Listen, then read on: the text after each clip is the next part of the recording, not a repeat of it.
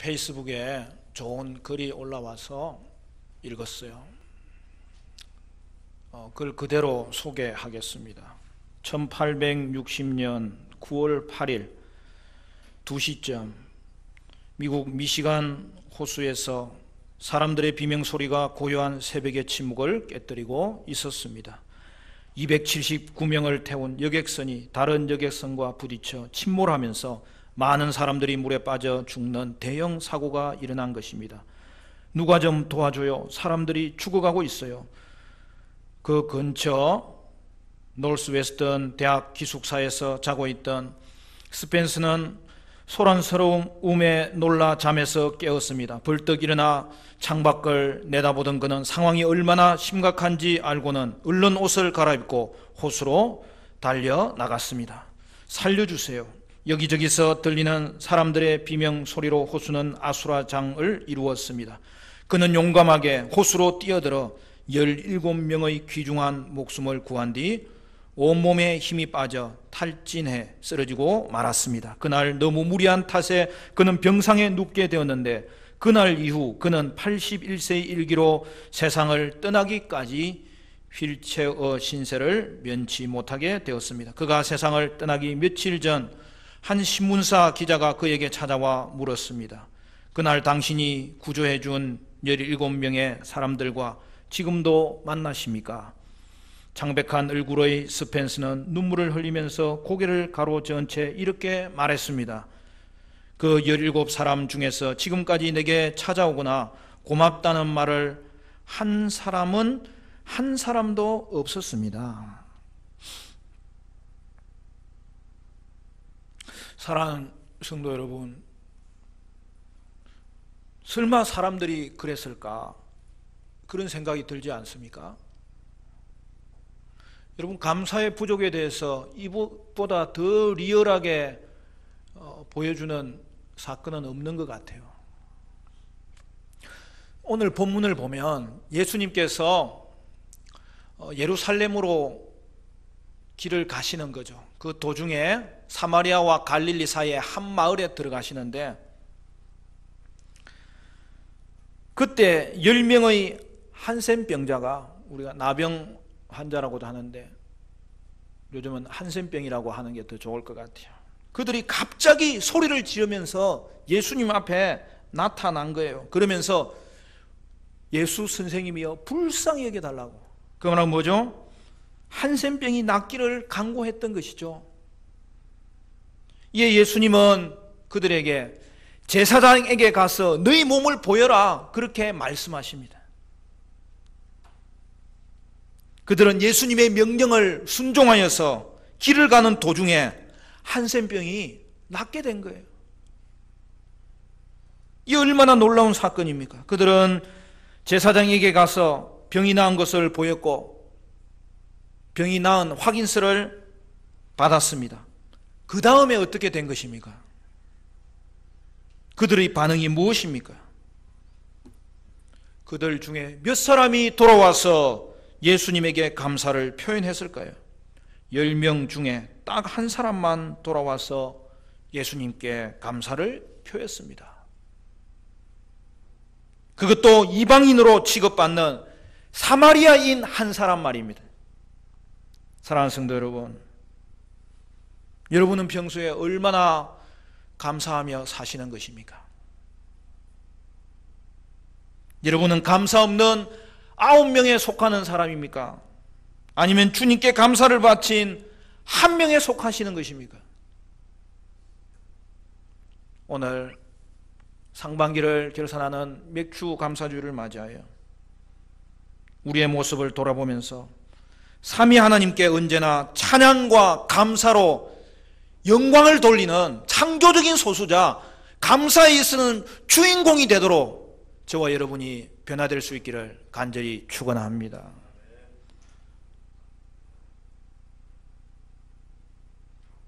오늘 본문은 우리가 얼마나 예수님에 대한 감사가 부족한 존재인지를 절감하게 하는 좋은 예예요.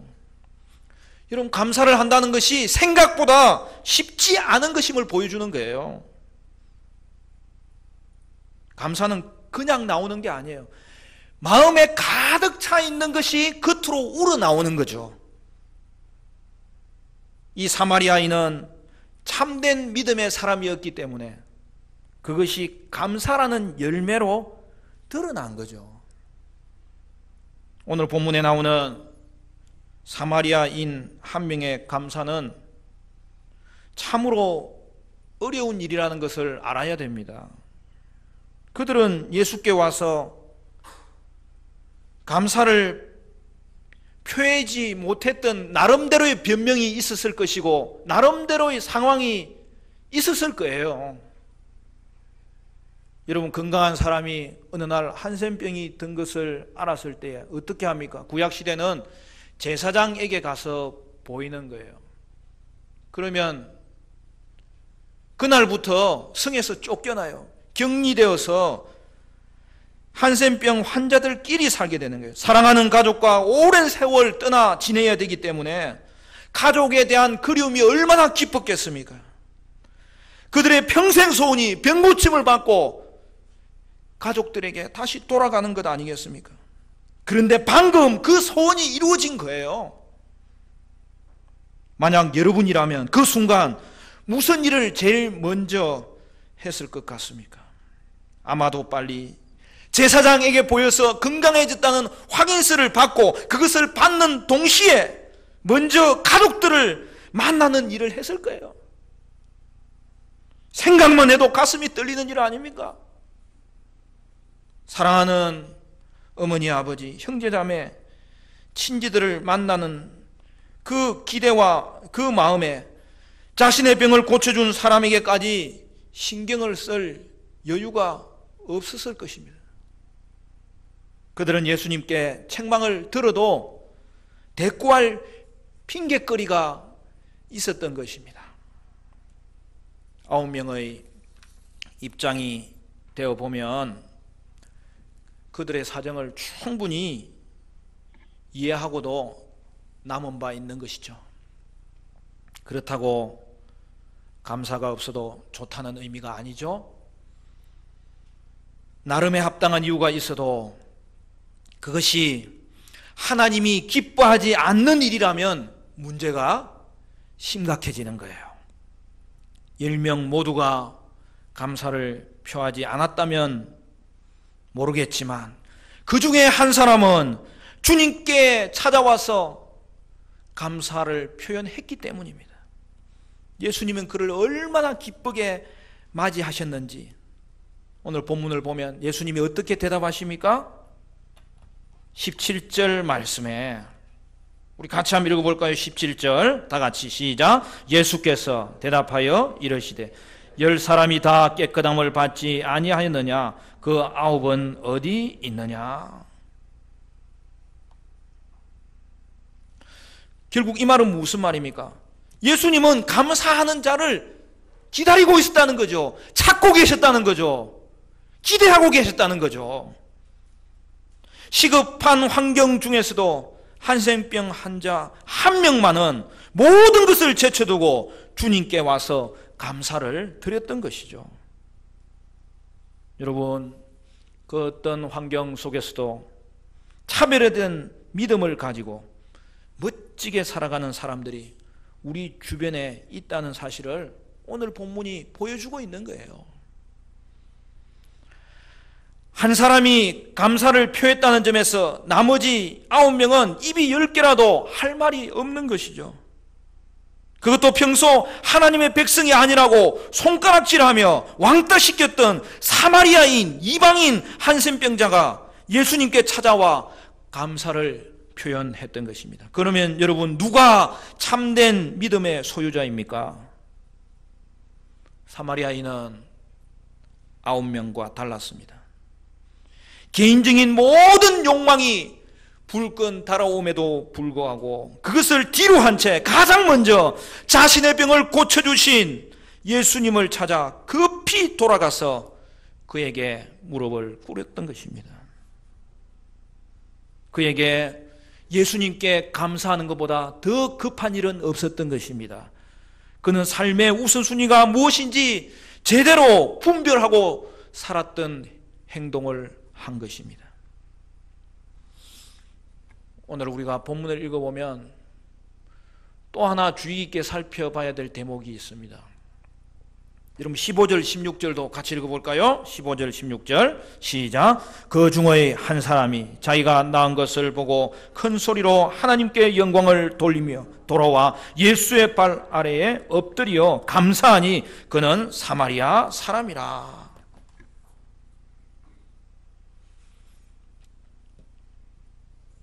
예수님이 특이한 식으로 병을 고쳐주셨어요. 오늘 본문에는 좀 특이한 부분이 몇 개 등장해요. 당장 고쳐줄 수도 있지만 말씀으로 먼저 그들에게 명하시면서 고쳐준 거예요. 제사장에게 가서 보여라. 그들이 질문하고 싶었겠죠. 그게 무슨 말입니까?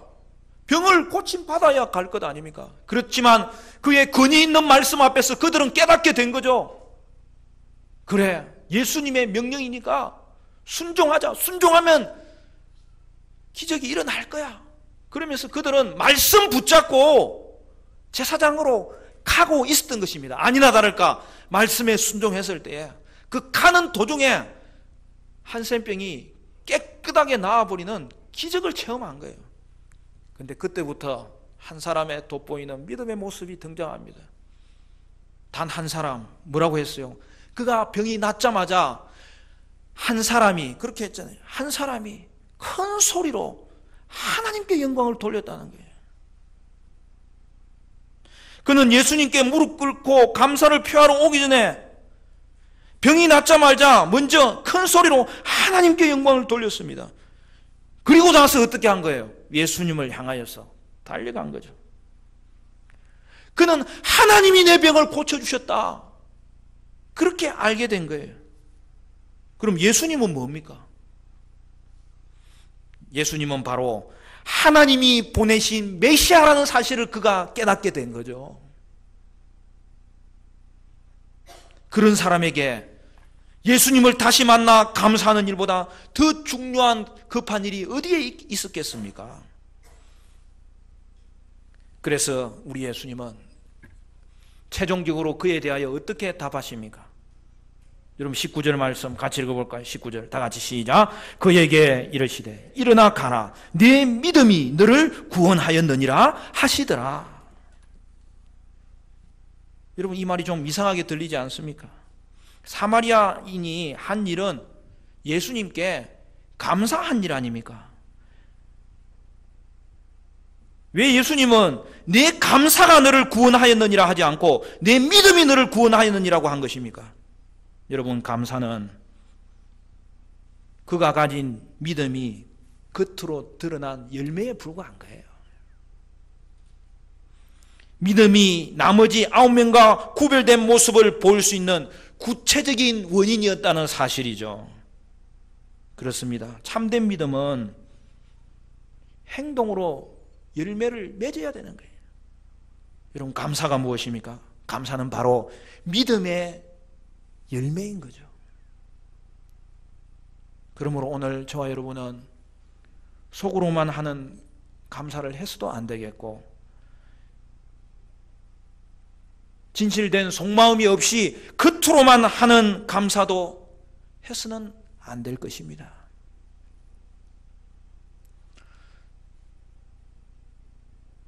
저는 1년에 2번 있는 감사들이 너무 좋아요. 감사 없는 나의 인생을 하나님이 돌아보시면서 다시 한 번 더 감사의 의미를 생각할 때에 다시 하나님께 감사를 회복할 수 있으니 내 믿음을 점검할 수 있고 믿음을 점검할 수 있으니 다시 내 속에 불평하고 원망하고 시비하고 나누어졌던 마음들이 회복되는 것을 한 번, 두 번 느끼는 것이 아니기 때문입니다.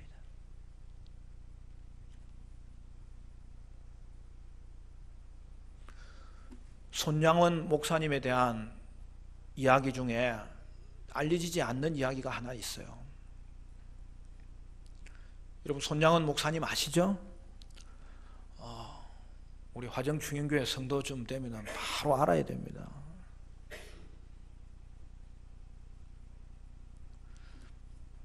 전쟁이 끝나갈 즈음에 남아있는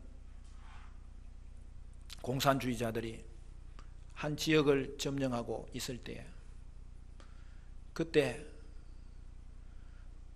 그 동네에 앞장섰던 청년들을 인하여 그 손양원 목사님의 두 아들이 밀고를 당하였고 처형을 당한 거죠.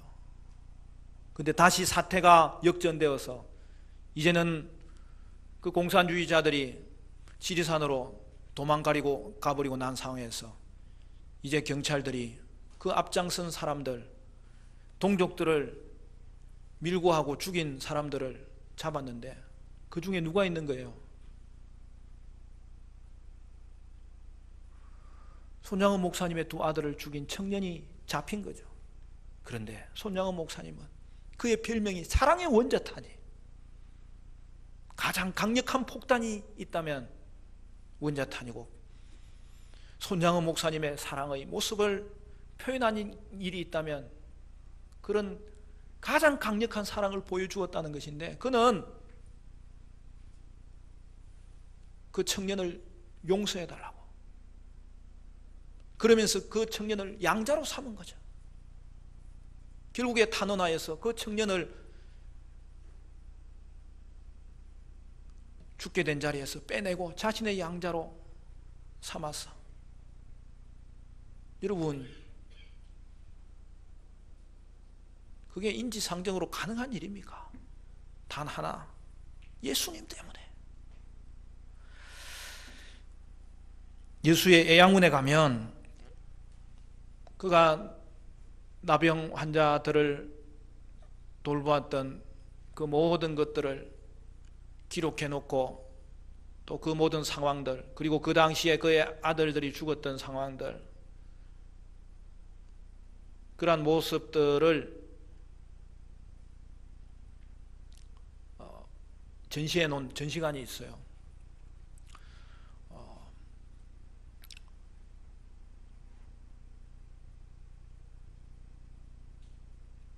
결국에 손양원 목사님이 순교하는데요,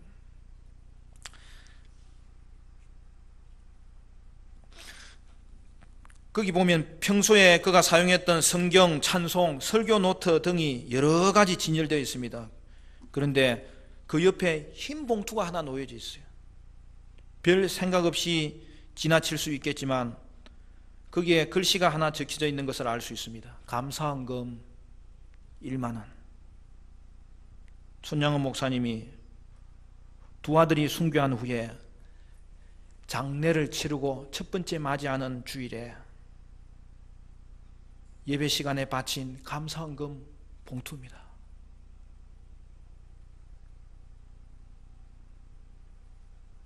당시 손양원 목사님의 10년치 사례금에 해당되는 큰 금액이라고 합니다. 결국 그는 자신이 그때 가지고 있었던 전 재산을 감사헌금으로 드린 거예요.